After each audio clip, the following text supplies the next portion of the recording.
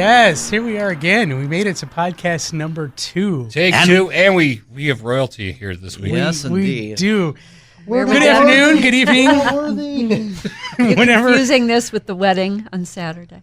whatever time you're listening to this, good evening, good morning, whatever it is. Good morning. I'm Greg Mack, and to my left, or well, in front of me, I am Sean McLean. Nice to meet you and everybody out listening or watching us out in YouTube land. and like you said, we've got Pan Ohio royalty in the house. Yes, indeed. We are with the founder of the Pan Ohio Pride, Mrs. Kathleen Bond. Thank you. Well, thank you. My goodness. There's much I'm glad rejoicing. I showed up. Thank you so much. Well, thank you for being with us. And in the peanut gallery back there is Way back here. Hi. Cheap seats. Yes, I'm here. show producer extraordinaire, Brian Travis. Oh, yeah, Cool let's just toys. call me Mr. Producer Brian. Good to see you. Good to be back. Good to have you here. Thanks. And you've got my back. I do. I've definitely got your back Lovely. tonight. Good. So I'm going to sit back and relax because I missed the last committee meeting and I'm out of the loop. So I'm going to learn a lot, just like everybody watching the podcast today. Yeah. And Sean, I'm going to hand the reins over to you. Ooh, pressure is on. I guess I'm the... Sean's- guess it's- You're now the host. You're going to Ooh. steer the ship. Well, I guess that's what I'm doing today. So, well, actually, I wanted to bring Kathleen on with us because really without her, there would be no Pan Ohio Hope Ride. So I just wanted to actually have Kathleen share her story as far as what led to you starting the event and everything along with it. Okay, I'm happy to. Well, I've been a long-time volunteer for the American Cancer Society and was involved from the get-go when their Hope Lodge in Cleveland opened, and that was in 1995. And my husband's a cancer survivor. There's been a lot of cancer in the family, so I have always been a passionate volunteer. But I became really frustrated that no one seemed to know about our Hope Lodge program. And for those of you that don't know, Hope Lodge is a home away from home for adult cancer patients when they need to seek treatment far away from their home. And that typically happens because you have to go to a major cancer center in another city. And we had opened a Hope Lodge in 2004 down in Cincinnati. So we had our Cleveland Hope Lodge open in 95, 2004. We had the one in Cincinnati, and I thought, no one knows about this. And I woke up one night, in the middle of the night, and I thought, we need to do something big because I wanted people to learn about these wonderful Hope Lodges. And it occurred to me we really didn't have any bike events in the American Cancer Society, at least in Ohio. And I thought, what if we rode a bike from one Hope Lodge to the other and raise funds and awareness for this program?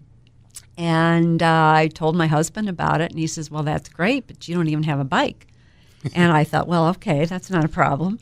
And so I talked to the American Cancer Society. I was on the board for the state of Ohio then, and talked them into backing this whole program. And we launched the Pan Ohio Hope Ride. In 2005, I thought of the idea, and the first year was in 2007. And we started off with 50 people, and we rode from Cleveland, from the Hope Lodge to the Hope Lodge in Cincinnati. And I knew we had something special.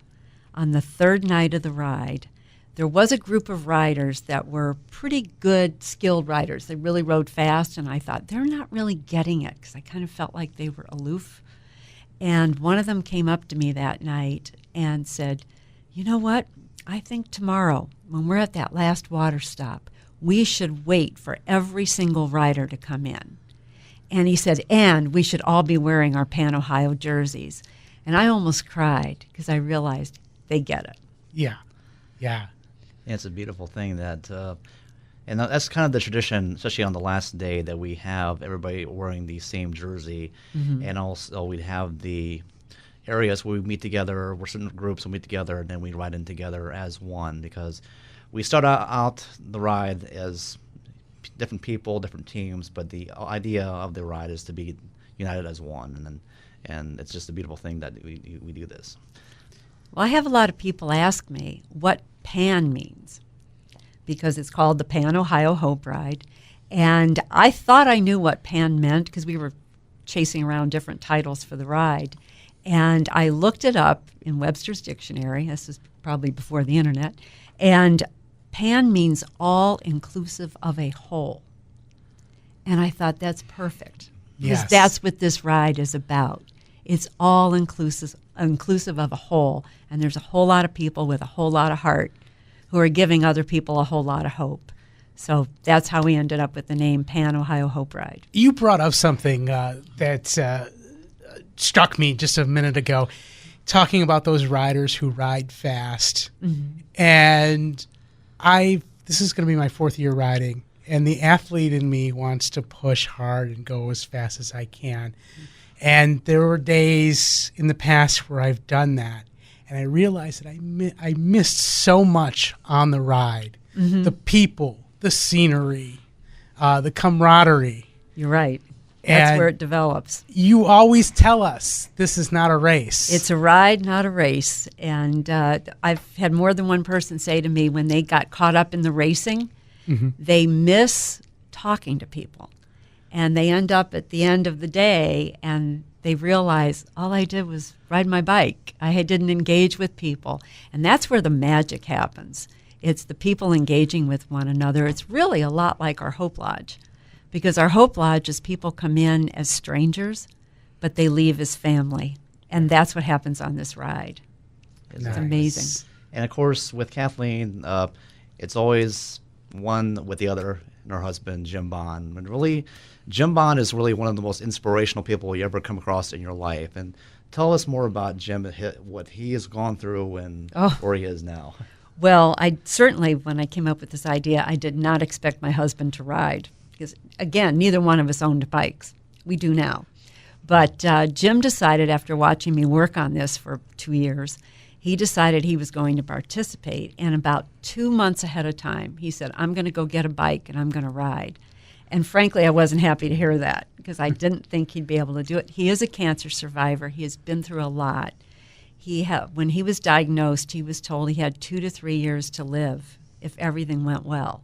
Oh, wow. That was almost 26 years ago. Oh, my goodness. And he's been through a lot of treatments, and he's had 4 bone marrow transplants over the years, complete with one just 6 years ago. He was doing this ride, and in 2012 did the ride, and 2 months later he's in a hospital room being told that you may not make it because he had another cancer, a treatment-related leukemia, and they weren't sure that he would get through that. And the irony there is they've said if you get to where we can knock this leukemia down, the only way you will survive is if we do another bone marrow transplant. They knocked down the leukemia, and then it came time to talk transplant. Jim was all gung-ho, let's go. And the doctors said, we don't think you'll live through another transplant. We've never done 4 on somebody, and we don't think you're going to make it. And Jim's doctor told the whole group of doctors, just 2 months earlier, Jim rode his bike across the state of Ohio in the Pan Ohio Hope Ride. So that ride saved his life because they said because of that, they knew he was strong enough mentally and physically to potentially get through this transplant. And he did. And he rode again that very next summer.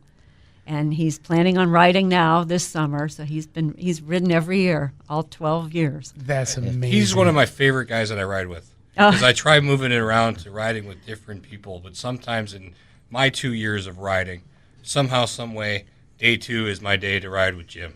Oh. We rode into a storm together on year 1. Oh, my gosh. We continued to go. He took shelter in a barn. We were underneath an overpass. I remember that day. I remember and that. when we came out, that's when I met you because Yes. you picked me up and said, all right, take me to the next rest stop.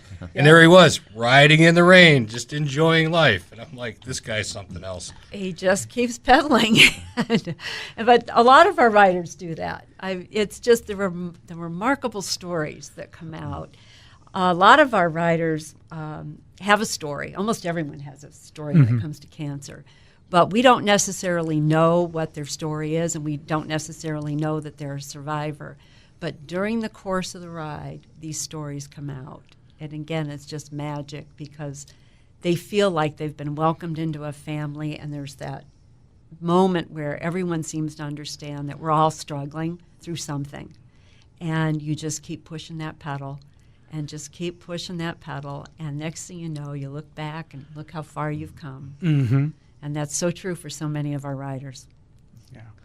And just beyond inspiration, everything you hear about the riders involved and what they go through and everything they do for this ride in general, it's amazing. And that's what brings like someone like myself back every year, is because of that inspiration of other riders and what it means. And also the big thing too is who this benefits in particular, and those are the people who are going through cancer. And that's why we ride every year. That's why we're benefiting the ACS. That's why we're benefiting the Hope Lodges. And it's good to actually, especially we're at the Hope Lodge recently, we're going back in June again, is seeing directly who this benefits. And it just makes you go out there and like wants to give your all and do everything you can for these people. It's beyond inspirational. Well, that's what differentiates us from a lot of other bike rides for cancer. It's not for just one hospital. It's not just for one thing. It's really for people to be able to seek treatment, have access to care, and it doesn't matter where you live. There is the potential of the American Cancer Society being able to help you, and we can help people now, and we can help them in the future. So that's a big thing that differentiates us from other rides. And speaking of which, too, with the ACS, as far as the mission involves, and there's so much they do in general, not just with the Hope Lodge, and also what they provide. They provide so much awareness about cancer, the research they're doing for this to find a cure one day for this thing is just amazing. And if you can elaborate more about the mission of the ACS and what they're all about. Well, we help people all through the continuum of cancer. From the time when you're the worried well person and you're concerned about what symptom you might have, or maybe an upcoming test for something your doctor said you need to have. The American Cancer Society is there to offer information. We help everybody through treatment decisions, clinical trial information. We have an 800 number that is available 24/7, 365 days a year, 1-800-227-2345. And it's our national call center. There is not a thing they cannot find out for you and help you with, whether it's insurance concerns, whether it's finding resources to help you because maybe you don't have the income that would enable you to go out of town to get treatment, or whatever the problem might be. We're not providing money directly to people, but we're providing information, and we connect people to other resources that can help them. In addition to that, we are funding research, and the American Cancer Society has been involved in nearly every breakthrough in cancer. And our research program began in 1946, and we have funded $4.6 billion, with a B, $1 billion in research. And it has accounted for 47 Nobel Prizes being awarded. Wow. So obviously, that's we are amazing. all about good science, good fundamental science, and it's led to major, major breakthroughs that are saving more lives today. And I know just recently I heard that the cancer death rate is down about 26% from the 1990s, and those numbers have just come out.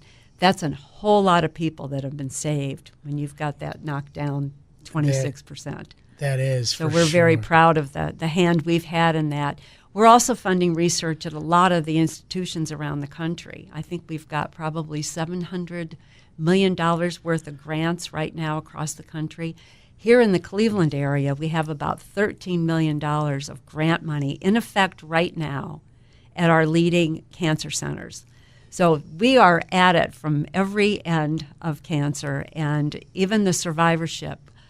We help people with their survivorship care plans, because just when you're done with being treated with cancer, you still have a lot of concerns and a lot of things that need following up on. We can help people with that as well. I got to tell you, if I wasn't already riding Pan Ohio, you just sold it to me. And I think She always does, I'll tell you. I can listen to Kathleen talk all day long. Oh, aren't you And nice? I My think husband wouldn't say that. I think there's a few people watching the podcast right now that may want to ride after hearing you speak, and those who aren't riders probably want to donate or participate in some of the fundraisers surrounding Pan Ohio. I'm counting on people wanting to donate. We're all counting on people wanting to donate because that's what makes this all happen. It's the dollars coming in. And I'm really pleased to say that since this ride started, we've raised over $7 million. We're on our way to $8 million cumulatively. And that's because of a lot of hard work from our riders. It's not because we have, big ticket sponsors that are just loading money upon us. It's because our riders are out there asking for funds and for help because they know what it means to be faced with cancer. Everyone has a story. And this ride is a powerful demonstration of how it touches everyone's life. So we're out there giving them fundraising tips. They can go to our website and see all kinds of tips. Our top fundraisers have tips that they use. And really what it comes down to, the biggest single thing, is to just ask. Exactly, because I know that was my big thing when I first did the ride back in 2011, is just all the asking about the funds and how to get that. Eventually, once you're around the people who've done this for so long, you kind of pick up things about what to do, what works for you, and you go with it. I know I've worked with certain companies and certain people and certain organizations over the years to help me raise those funds and to help the ACS along the way.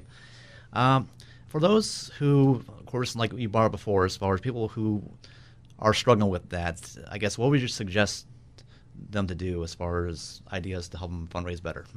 Well, I can tell you that my husband will just make a list of people he knows, and he will think about it, and he will send out either an email or he'll do snail mail, depending on the person. But one of the things that he's noticed over the years, and every year he keeps thinking that he's not going to raise more money than the previous year, but somehow he keeps doing it. Now, I just jinxed him for this year. But I think what we forget is that when we're not asking for ourselves. We're asking for the American Cancer Society. Exactly. And the American Cancer Society is touching a lot of lives around this country, in fact, around this world. And so to ask for that is pretty powerful because you never know when it's going to come home to roost for you.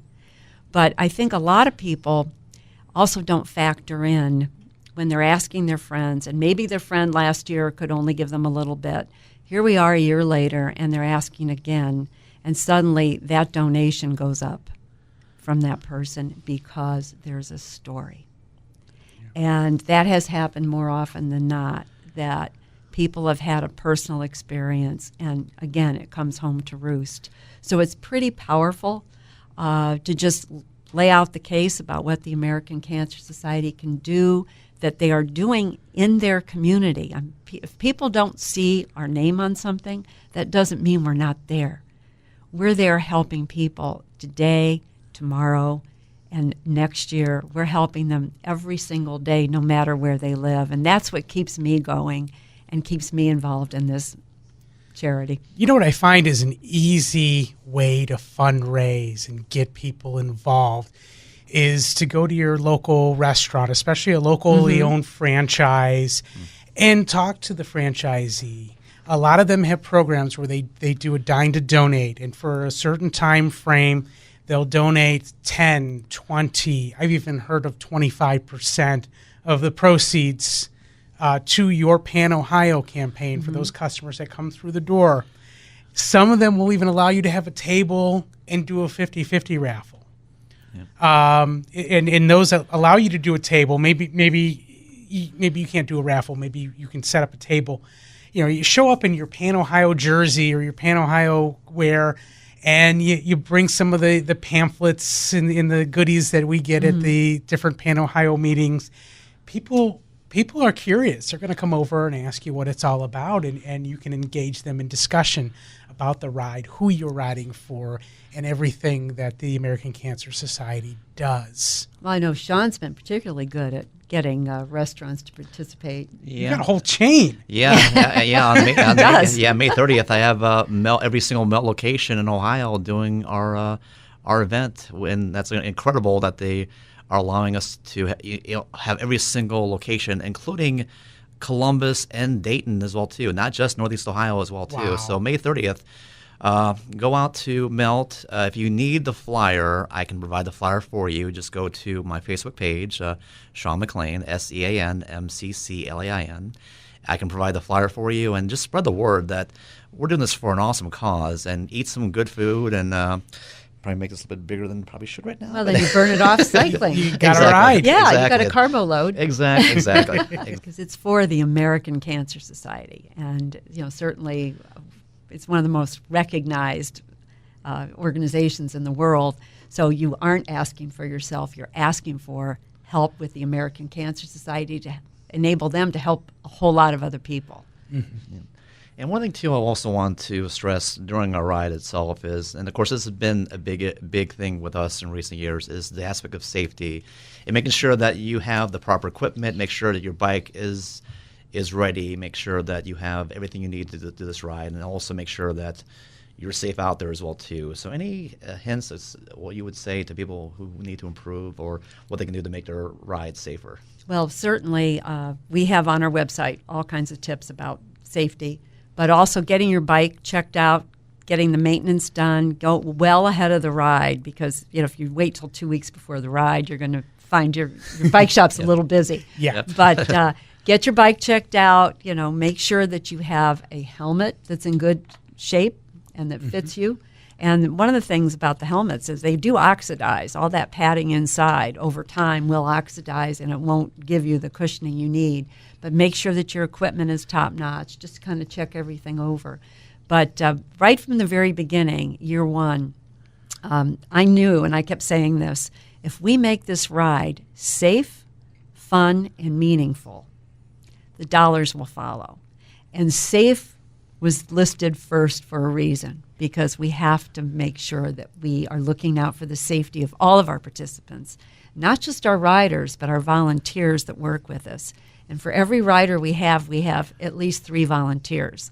So across the state, when you've got 300 to 400 riders, depending on what year we're talking, that's 1,100 to 1,200 volunteers. It's pretty amazing. We have to worry about them too. We want them to be safe. So it's a daunting prospect, but basically our staff and our volunteers join hands across the state to make sure that our riders are safely taken care of. And we do everything we can to make that happen. I do a lot of organized rides every year, and I have to tell you that hands down, the Pan Ohio Hope Ride is the safest, or at least I feel the safest on that ride.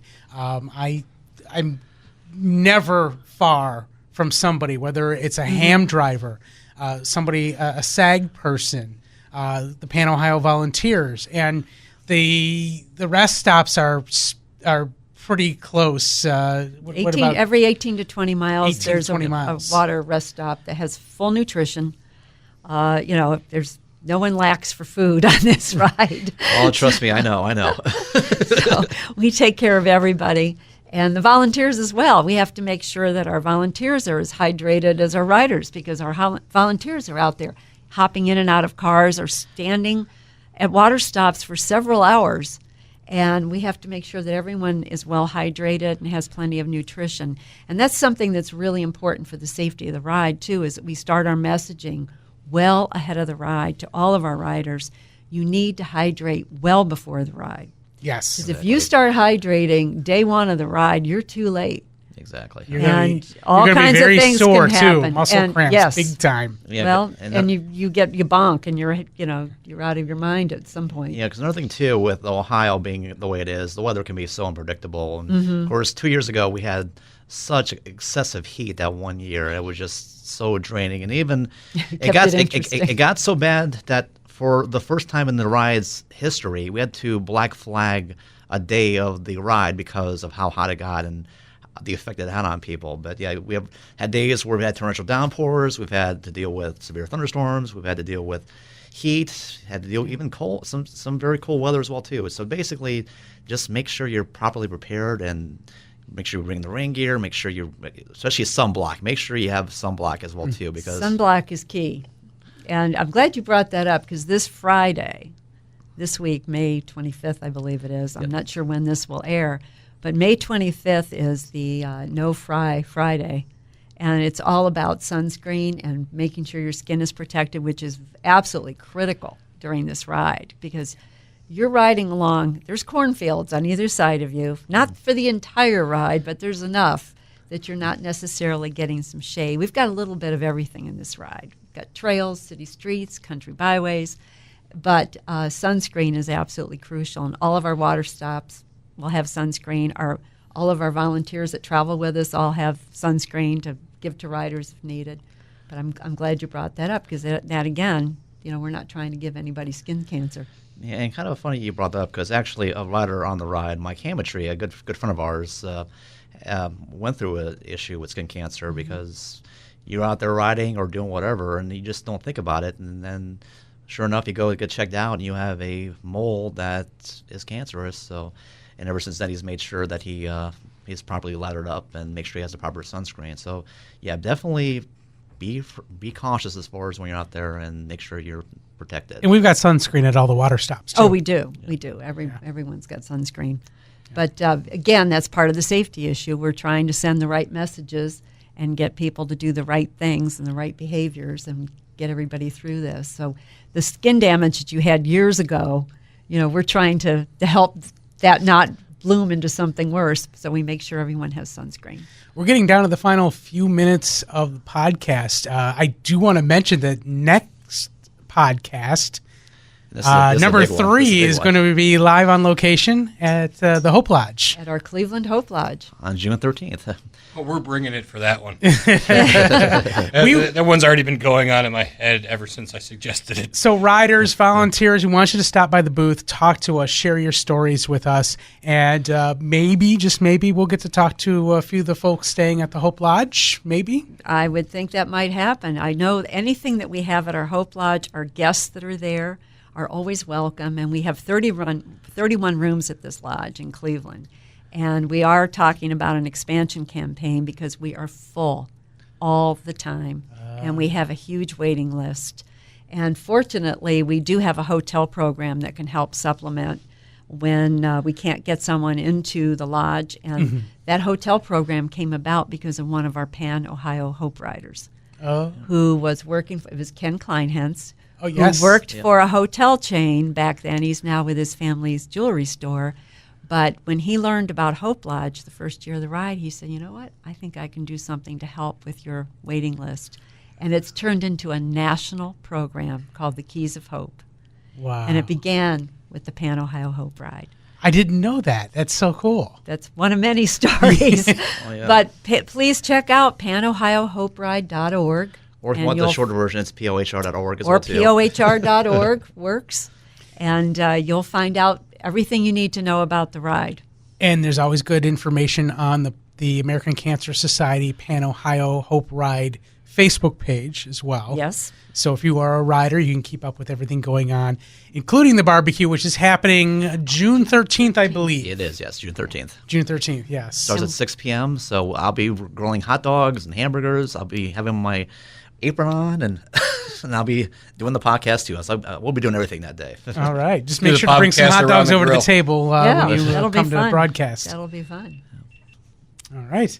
All right. Well, we'll talk to you again next month from the Pan-Ohio Hope Lodge barbecue. I'm looking forward to it. Fun. Got my apron ready and everything going for that. All right. See you next time.